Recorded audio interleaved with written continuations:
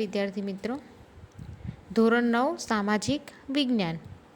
આપણે કાલે chapter number 2 પ્રથમ વિશ્વયુદ્ધ અને રશિયન ક્રાંતિ વિશે એક ચર્ચા કરી હતી કે જે પશ્ચિમ યુરોપના જે દેશો હતા એ સામ્રાજ્યવાદના ભૂખ્યા અને પોતાના સંસ્થાનો વધારે ને વધારે સ્થાપવાની જે લાલસા હતી, જે લાલચ હતી, તેના કારણે તેમને એશિયા અને આફ્રિકાના બધા જ દેશોમાં પોતે સંસ્થાનવાદ સ્થાપ્યા હતા.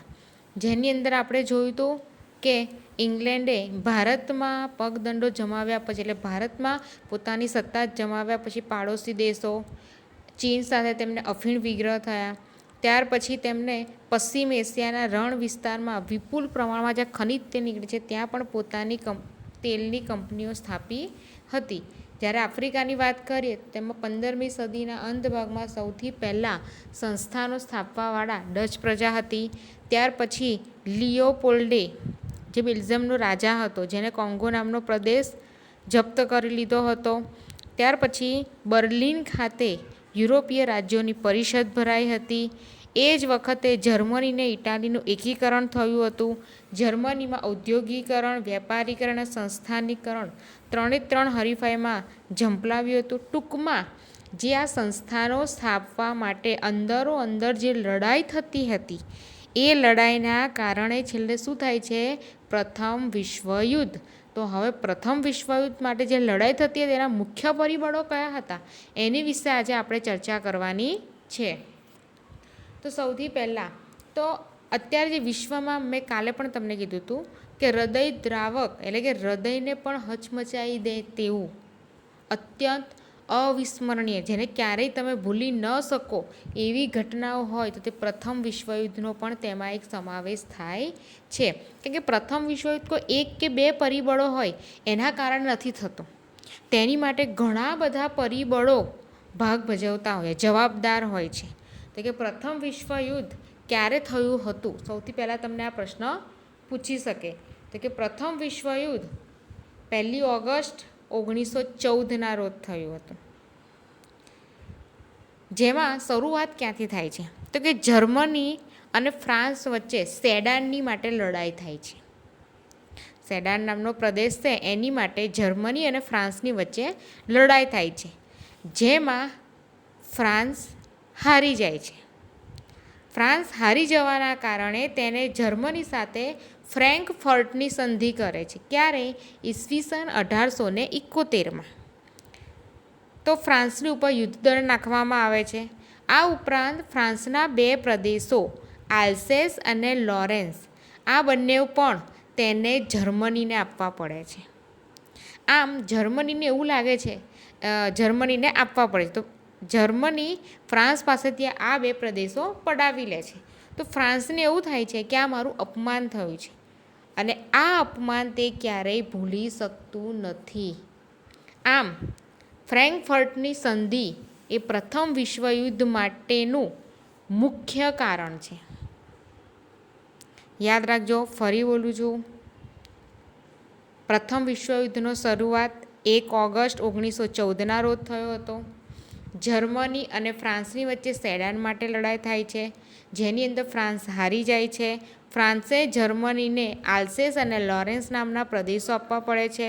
ફ્રાન્સને એવું લાગે છે કે તેનું અપમાન થયું છે અને આ ફ્રેન્કફર્ટની સંધિ એ જ પ્રથમ વિશ્વયુદ્ધ માટે જવાબદાર કારણ બને છે.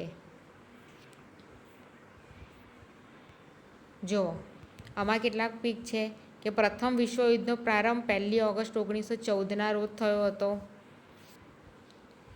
જર્મનીએ સેડાનની લડાઈમાં ફ્રાન્સને પરાજય આપ્યું હતું, એટલે કે ફ્રાન્સની હાર થઈ હતી. જેમાં ફ્રાન્સે કઈ સંધિ સ્વીકારવી પડી હતી? ફ્રેન્કફર્ટની. ક્યારે? ઈસવીસન 1871માં. જુઓ, ફ્રાન્સે પોતાના 2 પ્રદેશો આલ્સેસ અને લોરેન્સ, આ 2 પ્રદેશો જર્મનીને આપી દેવા પડે છે. ફ્રાન્સ આ પોતાનું અપમાન ભૂલી નથી શકતું અને પ્રથમ વિશ્વયુદ્ધ માટેનું ફ્રેન્કફર્ટની સંધિ એ મુખ્ય કારણ બની જાય છે. આવી નાની નાની વસ્તુઓ તમને ખાલી જગ્યાઓમાં પૂછાઈ શકે છે. હવે આપણે જોવાના છે પ્રથમ વિશ્વયુદ્ધ થવા માટેના પરિબળો. મુખ્ય કારણ કયું હતું? ફ્રેન્કફર્ટની સંધિ. હવે બીજા પણ મેં તમને પહેલાં જ કીધું કે વિશ્વયુદ્ધ થવા પાછળ કોઈ એક પરિબળ કામ કરતું નથી, એક કરતાં વધારે કારણો જવાબદાર હોય છે. તો એમાં છે આર્થિક પરિબળ, લશ્કરવાદ, જૂથબંધી અને ગુપ્ત સંધિઓ, ઉગ્ર રાષ્ટ્રવાદની ભાવના, વર્તમાનપત્રોનો ફાળો, યુદ્ધ અંગેનું તત્વજ્ઞાન. એમાં સૌથી પહેલાં આજે આપણે જોઈશું આર્થિક પરિબળ. તો કે 19મી સદીની અંદર ઇંગ્લેન્ડે એશિયા અને આફ્રિકામાં વિશાળ સામ્રાજ્ય સ્થાપી દીધું હતું. એટલે આપણે પહેલાં જોયું કે સંસ્થાનો સ્થાપવા માટે એમાં હરીફાઈ થતી હતી, અને જેમાં 19મી સદીની અંદર ઇંગ્લેન્ડે એશિયા અને આફ્રિકામાં પોતાની ઘણી બધી સત્તા સ્થાપી દીધી હતી. અને તેને શું કર્યું હતું? સંસ્થાનો સ્થાપીને એશિયા અને આફ્રિકાનું આર્થિક શોષણ કર્યું હતું. અને આર્થિક શોષણ કરીને તે પોતે ધનવાન બન્યો હતો. બીજું, એ જ સમયે ઔદ્યોગિક ક્રાંતિ પણ થઈ હતી અને સંસ્થાનવાદ પણ ઝડપથી ફેલાતો હતો. તેના કારણે વધારે પ્રમાણમાં કાચા માલની જરૂર પડતી હતી. આમ 19મી સદીની છેલ્લી જે 25મીમાં જર્મનીએ એશિયા અને આફ્રિકામાં બજારો મેળવવા માટે હરીફાઈ થઈ હતી, જેમાં જર્મનીએ ઇંગ્લેન્ડ તથા ફ્રાન્સની તુલનામાં સસ્તો માલ આપવા માંડ્યો. જુઓ, હવે આર્થિક પરિબળ છે તો ઇંગ્લેન્ડે એશિયા અને આફ્રિકાની અંદર સૌથી મોટું સામ્રાજ્ય સ્થાપ્યું હતું. બીજું, ઔદ્યોગિક ક્રાંતિ પણ થઈ હતી અને સંસ્થાનવાદ પણ ઝડપથી ફેલાતો હતો. માટે સંસ્થાનો ચલાવવા માટે અને ઔદ્યોગિક ક્રાંતિની અંદર ઉદ્યોગો ચલાવવા માટે કાચા માલની જરૂર પડતી હતી. એ જ સમયે જર્મનીએ શું કર્યું? તો આ એશિયા અને આફ્રિકાની અંદર જે બજારો હતા તેને મેળવવા માટેની હરીફાઈ થઈ ગઈ હતી. માટે જર્મનીએ શું કર્યું? ઇંગ્લેન્ડ અને ફ્રાન્સની તુલનામાં સસ્તો માલ આપવા માંડ્યો. અને એના કારણે શું થયું? તો એશિયા અને આફ્રિકાના ઇંગ્લેન્ડ તથા ફ્રાન્સના જે બજારો હતા એ તોડવા માંડ્યા. આમ એક બાજુ જર્મની અને બીજી બાજુ ઇંગ્લેન્ડ આમ સામસામે આવી ગયા. જો યુદ્ધ કરવા માટે બે ટીમની જરૂર પડે છે, તો આ ટીમની શરૂઆત થઈ ગઈ. એક બાજુ જર્મની છે અને એક બાજુ ઇંગ્લેન્ડ છે. ક્લિયર? આગળ લશ્કરવાદ. હવે યુરોપની અંદર રાષ્ટ્રોમાં પ્રાદેશિક વિસ્તાર માટે જે હરીફાઈ થતી હતી તેની માટે લશ્કરી દળ આવશ્યક અને મહત્ત્વનું હતું. એટલે કે યુરોપમાં જે રાષ્ટ્રો હતા એમાં જે સંસ્થાનો સ્થાપવા અને પોતાના પ્રદેશોનો વિસ્તાર કરવા માટે જે હરીફાઈ થતી હતી તેની માટે લશ્કરની જરૂર પડતી હતી. માટે ઇંગ્લેન્ડ, ફ્રાન્સ, ઓસ્ટ્રિયા અને રશિયા આ લોકોએ પોતાની સૈન્યના તાકાતમાં વધારો કરવા માંડ્યા. જ્યારે એની સામેનો પક્ષ જર્મનીવાળો, તો જર્મની સાથે કોણ હતું? તો કે ઇટાલી અને જાપાન. તો એ લોકોએ શું કર્યું? તો પોતાના રાષ્ટ્રની અંદર ફરજિયાત લશ્કરી તાલીમ શરૂ કરી દીધી અને સ્વરક્ષણ એટલે કે પોતાના રક્ષણના બહાના હેઠળ શસ્ત્રોનું ઉત્પાદન કરવા માંડ્યું, કે હથિયાર બનાવવા માંડ્યા. આમ લશ્કરવાદને ઉત્તેજન મળ્યું અને પ્રથમ વિશ્વયુદ્ધનું વાતાવરણ ઉગ્ર બન્યું. જુઓ, આમાં શું થયું? પોતાના સંસ્થાનો સ્થપાઈ ગયા, એની માટે હરીફાઈ થતી હતી અને હરીફાઈ કરવા માટે તેમને લશ્કરની પણ જરૂર પડતી હતી. તે બાજુ આપણે જોયું કે ઇંગ્લેન્ડ છે, ફ્રાન્સ છે, ઓસ્ટ્રિયા છે, રશિયા છે, એમને શું કર્યું? પોતાના લશ્કરી તાકાતમાં વધારો કર્યો. જ્યારે એની સામે જર્મની, ઇટાલી અને જાપાને શું કર્યું? લશ્કરી તાકાતમાં વધારો કર્યો, પણ એની સાથે દરેક વ્યક્તિને ફરજિયાત લશ્કરી તાલીમની શરૂઆત કરી દીધી. જો આપણે જોયું કે આર્થિક પરિબળની અંદર બે પક્ષ બન્યા, ઇંગ્લેન્ડ અને જર્મની. હવે લશ્કરવાદમાં પણ એવું થયું કે જે ઇંગ્લેન્ડનું પક્ષ હતું તેને પોતાના સૈન્યના તાકાતમાં વધારો કર્યો, જ્યારે જર્મનીવાળા પક્ષની અંદર ફરજિયાત લશ્કરી તાલીમની શરૂઆત થઈ ગઈ. જો આપણે અંદર જોઈ શકીએ છીએ જાપાન, ઇટાલી, જર્મની જેવા રાષ્ટ્રોમાં ફરજિયાત તાલીમની શરૂઆત થઈ. સ્વરક્ષણના બહાને કે પોતાના રક્ષણના બહાને તેમને શસ્ત્રોનું ઉત્પાદન વધાર્યું. હવે આગળ ત્રીજું, જૂથબંધી અને ગુપ્ત સંધિઓ. તો કે જૂથબંધી અને ગુપ્ત સંધિઓ એટલે શું? તો કયું રાષ્ટ્ર આપણી જોડે જોડાશે? જૂથ એટલે કે ગ્રુપ, જૂથ એટલે ગ્રુપ, ટોળું. જ્યારે ગુપ્ત સંધિ એટલે કે બીજા રાષ્ટ્રને ખબર ન પડે તેમ અન્ય રાષ્ટ્ર સાથે સંધિ કરવી. તો કે પ્રથમ વિશ્વયુદ્ધમાં સર્જાવામાં જૂથબંધીઓ અને ગુપ્ત કરારનો પણ મહત્ત્વનો ભાગ હતો. મેં હમણાં પહેલાં જ તમને કીધું કે પ્રથમ વિશ્વયુદ્ધ 2 ભાગમાં વહેંચાઈ ગયું હતું. એક બાજુ જર્મની, ઓસ્ટ્રિયા, હંગેરી, બલ્ગેરિયા અને તુર્કસ્તાનનું જૂથ હતું. જ્યારે એની સામે ઇંગ્લેન્ડ, ફ્રાન્સ, રશિયા અને જાપાનનું જૂથ હતું. આમ બંને વચ્ચે શંકા, કુશંકા, દુશ્મનાવટ, ઈર્ષા, ભય અને તિરસ્કારની ભાવના જોવા મળતી હતી. જુઓ, 2 પક્ષ થઈ ગયા, એક બાજુ જર્મનીનું, એક બાજુ ઇટાલીનું. હવે 2 પક્ષ સામસામે શું કરશે? હવે એકબીજા ઉપર શંકા કુશંકા કરશે. એ સામેવાળાને પોતાનો દુશ્મન સમજશે, એટલે કે દુશ્મનાવટની શરૂઆત કરતી હતી. ભય એટલે કદાચ સામેવાળો હુમલો કરશે તો એ પ્રકારનો એમનામાં ભય રહેતો હતો. એકબીજાની ઈર્ષા કરતા હતા. આમ જૂથબંધી અને ગુપ્ત સંધિઓ દ્વારા આખું વિશ્વ કેટલા ભાગમાં વહેંચાઈ ગયું? 2 ભાગમાં વહેંચાઈ ગયું. હવે જોઈએ ઉગ્ર રાષ્ટ્રવાદની ભાવના. એટલે કે રાષ્ટ્રવાદ એટલે શું? એટલે કે પોતાના જ રાષ્ટ્રને મહત્ત્વ આપવું, સામેના રાષ્ટ્રને મહત્ત્વ આપવું નહીં. એને આપણે રાષ્ટ્રવાદ કહીએ છીએ. જેમ કે બેલ્જિયમ અને ગ્રીસની સ્વતંત્રતા તેમજ ઇટાલી અને જર્મનીનું એકીકરણ થયું. એટલે રાષ્ટ્રવાદના પરિણામો એટલે કે બેલ્જિયમ અને ગ્રીસને સ્વતંત્રતા મળી અને ઇટાલી અને જર્મનીનું જે એકીકરણ થયું હતું એ શેના કારણે થયું હતું? તો રાષ્ટ્રવાદના કારણે થયું હતું. તો કે રાષ્ટ્રવાદ જે હતી એ ભાવના ઉગ્ર અને સંકુચિત હતી. કેવી રીતે? તો કે યુરોપમાં આર્થિક ઈર્ષાઓ, પ્રતિસ્પર્ધાઓ, ખેંચતાણો અને સામ્રાજ્યવાદ એટલો બધો વધી ગયો હતો કે એકબીજાના રાષ્ટ્રો એના હિતો ટકરાવા લાગ્યા હતા. કે એ લોકોનામાં એકબીજા પ્રત્યે એટલી બધી ઈર્ષા, પ્રતિસ્પર્ધા એટલે કે હરીફાઈ અને સામ્રાજ્યવાદ એટલો બધો વધી ગયો હતો કે એ લોકોને એકબીજાના હિતો જે હતા રાષ્ટ્રનું હિત એટલે કે રાષ્ટ્રનું સારું પણ એ લોકો માટે હવે શક્ય નહોતું. એકબીજાનું ખરાબ ઈચ્છવા માંડ્યા હતા. હવે શું હતું? યુરોપના જે રાષ્ટ્રો હતા એમાં ત્યાંની જે પ્રજા હતી એને આક્રમક દેશભક્તિના પાઠ શીખવવામાં આવ્યા હતા. આક્રમક દેશભક્તિ એટલે પોતાના જ દેશને પ્રેમ કરવાનો અને અન્ય રાષ્ટ્રોને શું કરવાની? ધૃણા એટલે કે તિરસ્કાર કરવાનો, દુશ્મનાવટ કરવાની. હવે આની અંદર એક રાજા હતો જેનું નામ હતું જર્મન સમ્રાટ કૈસર વિલિયમ બીજો, જે ઉગ્ર રાષ્ટ્રવાદ અને સામ્રાજ્યવાદનો પ્રણેતા હતો. યાદ રાખજો, આ તમને ખાલી જગ્યામાં પૂછાઈ શકે છે કે ખાલી જગ્યા એ ઉગ્રવાદ અને સામ્રાજ્યવાદનો પ્રણેતા ગણવામાં આવે છે. જે જર્મની સમ્રાટ હતો તો કે જર્મન સમ્રાટ કૈસર વિલિયમ બીજો, જે મહત્વાકાંક્ષી એટલે કે પોતાને જ મહત્ત્વ આપતો હતો અને આખા વિશ્વમાં તેની જ સત્તા ચાલે તેવું ઈચ્છતો હતો. આમ તેને પોતાને લશ્કરની તાકાતમાં વધારો કર્યો હતો. આમ જર્મનીની જેમ અન્ય રાષ્ટ્રોમાં પણ આ જ પરિસ્થિતિ હતી અને એના જ કારણે પ્રથમ વિશ્વયુદ્ધ થયું હતું.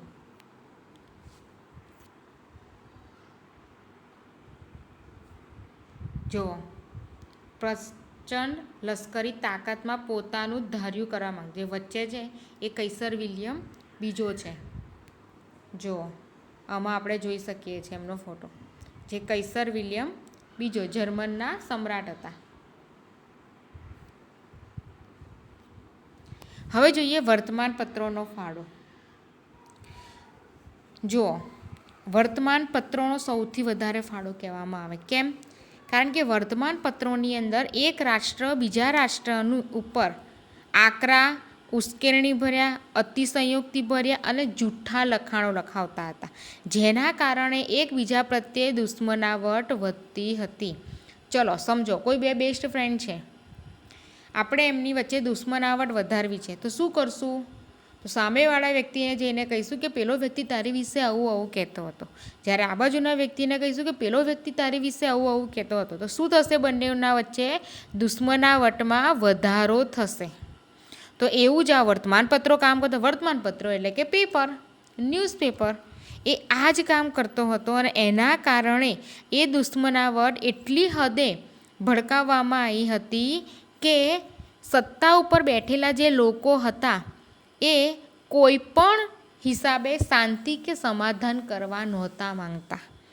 એટલી બધી એકબીજા પ્રત્યે એટલા બધા આરોપ, એટલું બધું જુઠ્ઠું લખાણ, એકબીજા ઉપર એટલા બધા ઉશ્કેરણી ભર્યા એટલે કે ગુસ્સો આવે તેવા વાક્યો લખવામાં આવ્યા હતા, જેના કારણે એ લોકો કોઈ પણ દ્રષ્ટિએ સમાધાન કે શાંતિ રાખવા માંગતા નહોતા. હવે જોઈએ યુદ્ધ અંગેનું તત્વજ્ઞાન.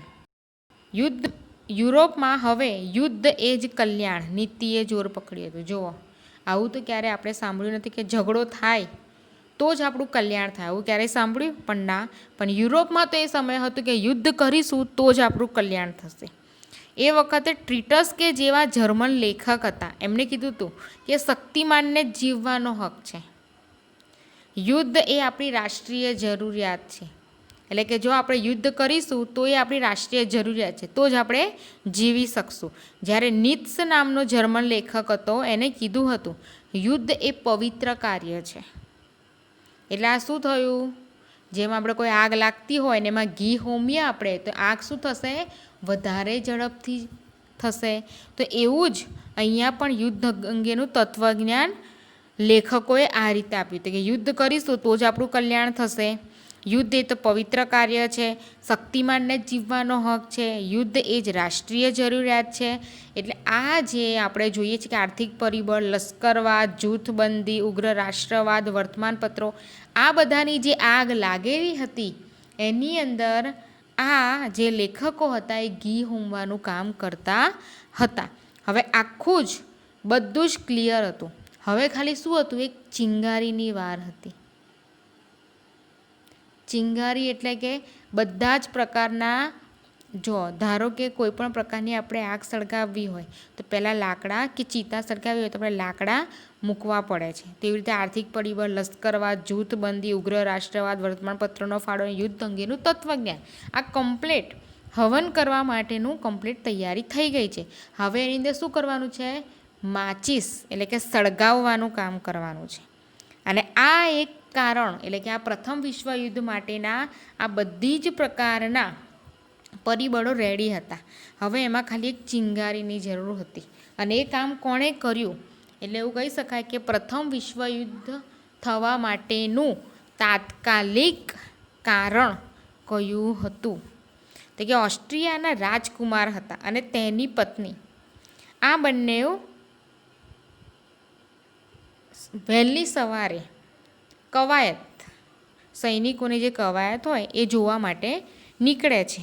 અને ત્યાં જ રસ્તામાં સર્બિયાની એક બ્લેક હેન્ડ નામની આતંકવાદી ટુકડી હતી, ઉગ્રવાદી સંસ્થા, એમને એમની ગોળી મારીને હત્યા કરી નાખી.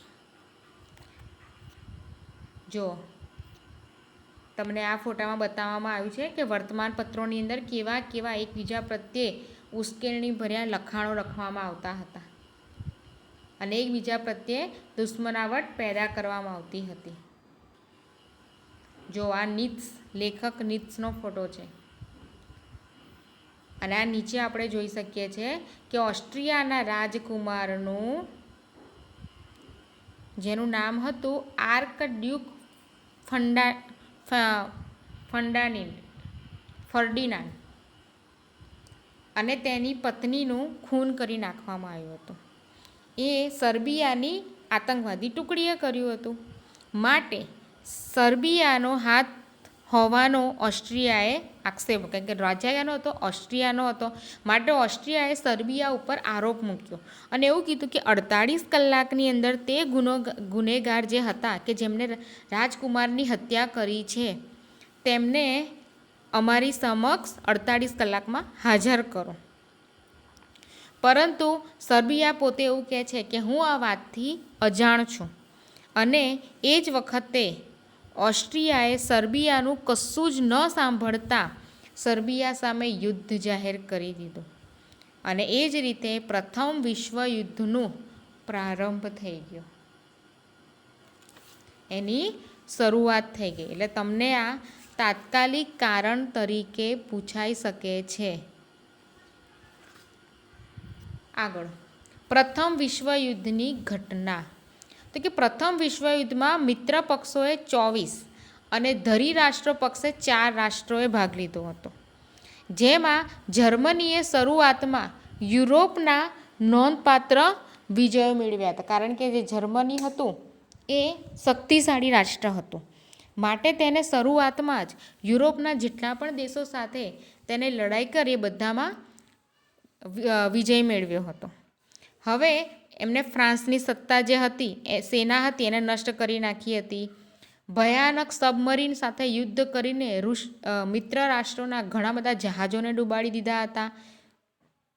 ટેન્કો અને ઝેરી ગેસ વગેરે દ્વારા લાખો સૈનિકો અને નાગરિકોની જાનહાનિ થઈ હતી. હવે એ જ સમયે રશિયન ક્રાંતિ થઈ હતી, ઈસવીસન 1917. કારણ કે યુદ્ધ ક્યારે ચાલુ થયું હતું? 1 ઓગસ્ટ 1914ના રોજ ચાલુ થયું હતું. માટે વચ્ચે જ એપ્રિલ 1917માં રશિયન ક્રાંતિ થાય છે અને એના કારણે જે રશિયા હતું એ યુદ્ધમાંથી નીકળી જાય છે. એ વખતે જર્મની સૌથી વધારે શક્તિશાળી હતું. હવે એને શું કર્યું? અમેરિકાનું સ્ટીમર હતું લ્યુસિટાનિયા, એને ડૂબાડી દીધો અને જેની અંદર અમેરિકાના 147 સૈનિકો મૃત્યુ પામ્યા. માટે અમેરિકા કોના પક્ષે જોડાઈ ગયું? મિત્ર રાષ્ટ્રો પક્ષે. અને એના કારણે પનામા, ગ્રીસ, ક્યુબા, ચીન, સિયામ આ બધા પણ મિત્ર પક્ષે જોડાઈ ગયા. હવે મિત્ર પક્ષોની તાકાત કેવી થઈ ગઈ? બમણી થઈ ગઈ. કારણ કે 24 તો હતા જ અને એની સામે 4 ધરી રાષ્ટ્રો હતા, પણ એ વખતે જર્મની સૌથી વધારે શક્તિશાળી હતું અને અમેરિકાના લ્યુસિટાનિયા નામના જહાજને ડૂબાડી દેતા તેમાં 147 સૈનિકો મૃત્યુ પામ્યા. માટે અમેરિકા મિત્ર રાષ્ટ્રો પક્ષે જોડાઈ ગયું. માટે મિત્ર રાષ્ટ્રોની તાકાતમાં શું થઈ ગયો? વધારો થઈ ગયો. અને આ અમેરિકા લશ્કરની સામે જર્મનનું જે લશ્કર હતું એ ટકી શક્યું નહીં. બલ્ગેરિયા, તુર્કી, ઓસ્ટ્રિયા આ બધા પણ ધીમે ધીમે મિત્ર રાષ્ટ્રોએ જોડાઈ ગયા. જ્યારે જર્મન સમ્રાટ કૈસર વિલિયમ બીજો જે હતો એ પોતાની રાજસત્તા જે હતી એને છોડીને ભાગી ગયો. એટલે કે જર્મનીનો જે રાજા હતો એને લાગ્યું કે હવે અમેરિકા છે સામે અને હવે અમે લાંબો સમય ટકી શકીશું નહીં, માટે તે પોતાની સત્તા છોડીને ભાગી જાય છે. આમ જર્મનને પ્રજાસત્તાકે 11 નવેમ્બર 1918ના રોજ મિત્ર રાષ્ટ્રોની શરણાગતિ સ્વીકારી અને પ્રથમ વિશ્વયુદ્ધનો અંત આવી ગયો.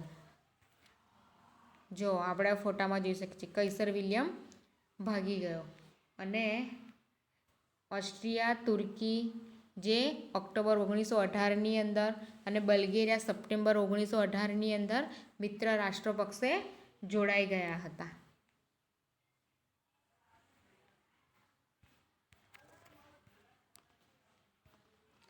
જો જર્મન પ્રજાસત્તાકે 11 નવેમ્બર 1918ના રોજ મિત્ર રાષ્ટ્રોની શરણાગતિ સ્વીકારી હતી અને યુદ્ધ કરાર ઉપર હસ્તાક્ષર જર્મનીએ કર્યા અને એના કારણે વિશ્વયુદ્ધનો શું આવી ગયો? અંત આવી ગયો હતો. હવે પ્રથમ વિશ્વયુદ્ધ તો થઈ ગયું, હવે એના પરિણામો જોવાના છે જે આપણે આગળના વિડીયોમાં ચર્ચા કરીશું.